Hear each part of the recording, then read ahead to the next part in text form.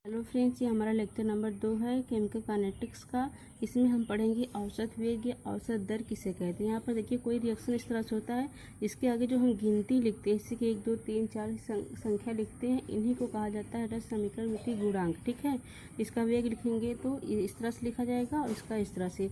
और रिएक्टेंट जो होता है हमेशा माइनस में होता है, प्रोडक्ट हमेशा प्लस में होता है। इसका कैसे होता है इसको हम फर्स्ट लेक्चर में अच्छे से डिफाइन करें हैं, तो वहाँ पर आप जाके देख सकते हैं। ठीक है, देखिएगा औसत वेग या औसत दर कहते किसे हैं। देखिए एवरेज रेट या फिर एवरेज वेलोसिटी मतलब क्या होती है, जब किसी निश्चित समय में उसके अभिकारक तथा उत्पाद को अगर हम चेंजिंग कर देंगे तब उसको कहते हैं कि औसत वेग है ये और औसत दर है। ठीक है, देखिए किसी निश्चित समय अंतराल में अभिकारक या उत्पाद की सांद्रता में होने वाले परिवर्तन को अपक्रिया का औसत वेग या दर कहते हैं। मतलब कि जब किसी निश्चित समय में हम करेंगे तब इसको हम कहेंगे ये चीज़ें। ठीक है, देखिए ये समझ में नहीं आ रहा हो तो ये दर तो समझ ही रहे हैं कि दर मतलब कि चेंजिंग जो होती है। औसत वेग होता है एक तात्क्षणिक वेग होता है। तात्क्षणिक मतलब किसी भी क्षण हो जाए, और औसत वेग नहीं, हमें यहाँ से कुछ दूरी पे जाना है तो ये होता है 2 किलोमीटर प्रति आवर घंटे से हम पहुँच रहे हैं। इस तरह से जब हम मतलब कि कुछ निश्चित समय मतलब कि उसको समय हम दे के करते हैं इस तरह से, तो उसको कहते हैं औसत वेग। मतलब कि किसी निश्चित समय अंतराल में, यहाँ पर निश्चित मतलब समय निश्चित हो। और जो इसके बाद अभी तीसरी हेडिंग जब रहेगी, मतलब तीसरी हेडिंग मतलब इसके बाद वाला जब हमारा रहेगा लेक्चर में टॉपिक रहेगी तात्क्षणिक वेग, वहाँ पर तात्क्षणिक मतलब किसी भी क्षण हो जाएगा।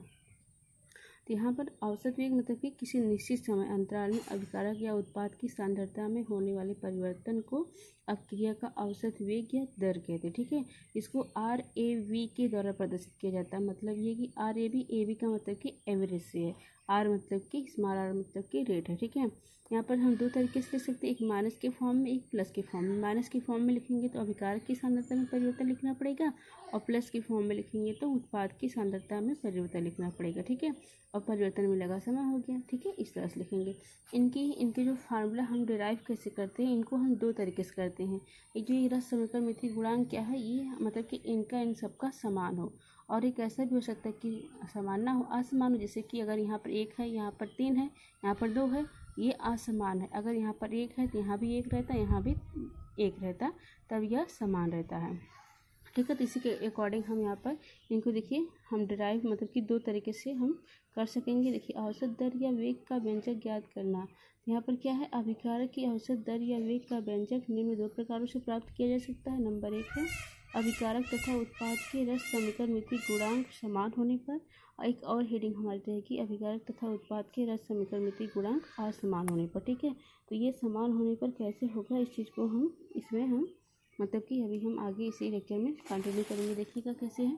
देखिए यहाँ पर when stoichiometric coefficient of reactant and product are same, मतलब कि सेम होने पर क्या होगा, जैसे कोई अभिक्रिया है आर से पी मतलब कि रिएक्टेंट से प्रोडक्ट में चेंज होगी तो क्या होगा, इसका औसत वेग लिखेंगे तो इस तरह से लिखेंगे। ठीक है, इसमें है क्या, इस अभिक्रिया में आयतन स्थिर है। इसमें अभिकारक आर एक मोल क्रिया करके एक मोल उत्पाद निर्मित करता है। बात तो सही है ना, यहाँ पर 1 है, यहाँ पर 1 है, तो मतलब 1 मोल अगर हम अभिकारक लेते हैं तो 1 मोल हमारा प्रोडक्ट क्या होता है, फॉर्म होता है, बनता है, निर्मित होता है। इसमें जो ये आयतन मतलब निश्चित किया है ना यहाँ पर हम, मतलब कि सब क्रिया में आयतन क्या करना है, स्थिर रखना हमको। ठीक है, तो यहाँ पर इस तरह से भी लिख सकते हैं। अथवा अभिकारक की विलुप्त होने की दर, मतलब कि अभिकारक क्या हो रहा है, धीरे धीरे खत्म होता है, और प्रोडक्ट धीरे धीरे निर्मित होता है। मतलब कि हम रिएक्टेंट को यहाँ पर अभिकारक को हम क्या लिख सकते हैं, विलुप्त लिख सकते हैं, और प्रोडक्ट को क्या लिख सकते हैं हम, निर्मित, मतलब कि यह फॉर्म हो रहा है, बन रहा है हमारा। ठीक है, तो इसी को लिखना होगा। यहाँ पर देखिएगा अथवा अभिकारक के विलुप्त होने की दर क्या लिखेंगे, minus del R upon del T. ठीक है, अब प्रोडक्ट क्या है, उत्पाद के निर्मित होने की दर क्या लिखेंगे, प्लस पी अपन डी टी। ठीक है, यहाँ पर इसको इस तरह से भी हम कह सकते हैं कि उपरोक्त अपक्रिया में अभिकारक के 1 मोल के विलुप्त होने में लगा समय उत्पाद के 1 मोल निर्मित होने में लगे समय के बराबर है। बात तो सही है ना, 1 मोल जितना यह विलुप्त होगा धीरे धीरे, उतना ही वह मतलब कि फॉर्म भी होगा। मतलब कि दोनों में समय क्या हो रहा है, इक्वल लग रहा है, मतलब कि बराबर लग रहा है। ठीक है, देखिएगा। अथवा ये भी कह सकते हैं अपक्रिया में रस समीकरण मिति गुणांक समान है। ठीक है, अतः अभिकारक के विलुप्त होने की दर उत्पाद के निर्मित होने की दर के समान है। मतलब कि यहाँ पर देखिए माइनस इन दोनों को हम इक्वलिटी मतलब कि इक्वल लिख सकते हैं। Minus del R upon del T equal to plus del P upon del T. यहाँ पर कोई फार्मूला मतलब कोई एक रिएक्शन है, अभिक्रिया है, जैसे कि कार्बन मोनोऑक्साइड और क्लोरीन की क्रिया करते हैं तो COCl2 बनता है हमारा, ठीक है। डाइक्लोरो कार्बोनिल क्लोराइड है मतलब ये चीज़। तो ये अभिक्रिया मतलब कि अभिक्रिया का औसत वेग लिखेंगे तो क्या लिखेंगे, इनको लिखेंगे, फिर इनको लिखेंगे, बराबर करके इनको लिख देंगे, ठीक है।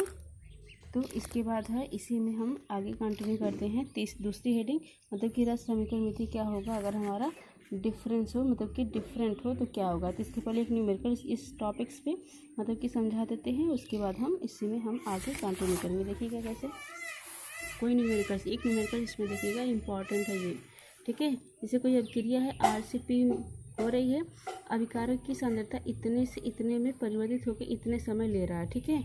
अभिक्रिया की औसत वेग की गणना कीजिए। तो हमें करना क्या है, सबसे पहले क्या लिखेंगे, प्रारंभ में अभिकारक की सांद्रता, प्रारंभ में अभिकारक की सांद्रता हमारी इतनी है, ठीक है। तो R1 इक्वल टू इतना कर देंगे, और क्या 20 मिनट में परिवर्तित होकर इतनी हो जाती है, मतलब 20 मिनट पश्चात अभिकारक की सांद्रता मतलब कि R2 हो जाएगी। तो ये चीज़ हम ये माइनस मतलब कि 0.02 मोल लिख देंगे। समय अंतराल कितना दिया है, 20 मिनट्स, ठीक है। औसत वेग बराबर हमारा फार्मूला होता है माइनस, क्योंकि देखिए del R upon del T होता है, तो डेल आर को हम R2 माइनस R1 के फॉर्म में लिख सकते हैं, इसीलिए औसत वेग मतलब कि R2 माइनस R1 कर सकते हैं अपन डेल टी। तो R2 की वैल्यू ये है, R1 की वैल्यू ये है, ठीक है, और ये टी की वैल्यू क्या है, 20 मिनट है, ठीक है। तो इनको जब अगर हम सॉल्व करेंगे, इनको सॉल्व करने का मतलब इनमें से इनमें घटाएंगे तो इतना आ जाएगा, ठीक है, अपन 20, क्योंकि ये दशमलव के बाद 2 संख्या लगी है, इसका मतलब कि 10 से ऊपर नीचे हम 2 की पावर से मल्टीप्लाई कर देंगे, तो ये 4/200 मतलब कि 2000 हो जाएगा। फिर इनको जब हम इस तरह से लिख सकते हैं, 4/2 मतलब कि इंटू 10 की पावर 3, 2 1 2, 2 2 4 मतलब कि 2 इंटू 10 की पावर -3, इनका क्या हो जाएगा, आंसर आ जाएगा। एक और न्यूमेरिकल है, देखिएगा इस तरह से कोई इस न्यूमेरिकल को आप लोग खुद सॉल्व करिएगा, ठीक है। कोई रिएक्टेंट है, प्रोडक्ट में चेंज हो रहा है, इसकी अभिक्रिया के लिए अभिकारक की सांद्रता इतने से इतनी है से मतलब कि 0.03 मोल से 25 मिनट में परिवर्तित होकर 0.02 मोल हो जाते हैं।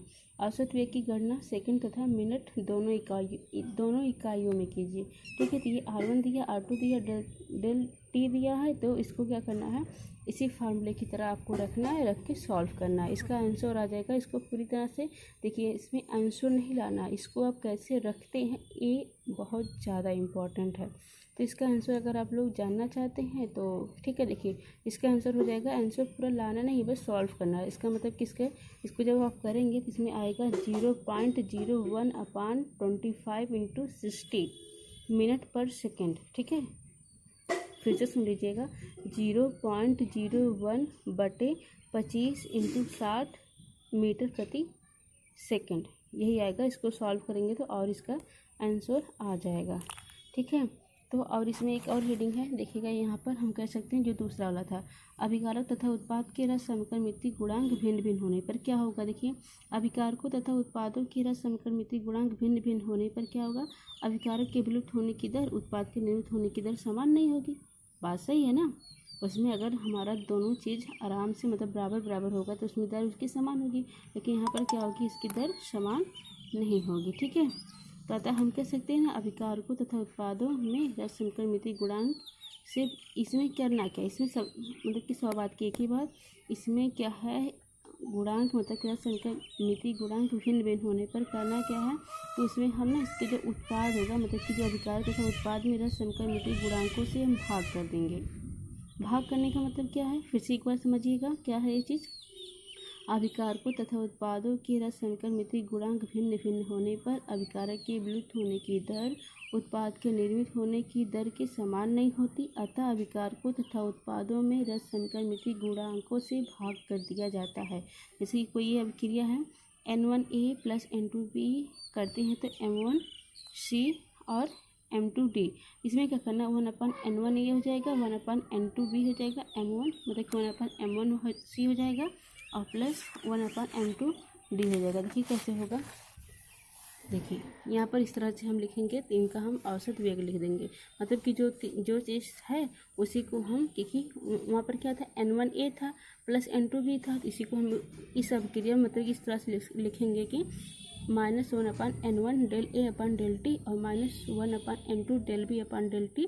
ये इसी तरह से ये रिएक्टेंट का माइनस में दिखाएंगे, ये प्रोडक्ट को प्लस में दिखाएंगे। ठीक है, यहाँ पर इसका देखिए, यहाँ पर आप इस तरह से इसको क्या करेंगे, इनका एग्जाम्पल है, इस तरह से आप सॉल्व कर सकते हैं। ठीक है, थैंक यू। अगले नेक्स्ट लेक्चर में हम दूसरी कोई टॉपिक करेंगे। Thank you, bye bye.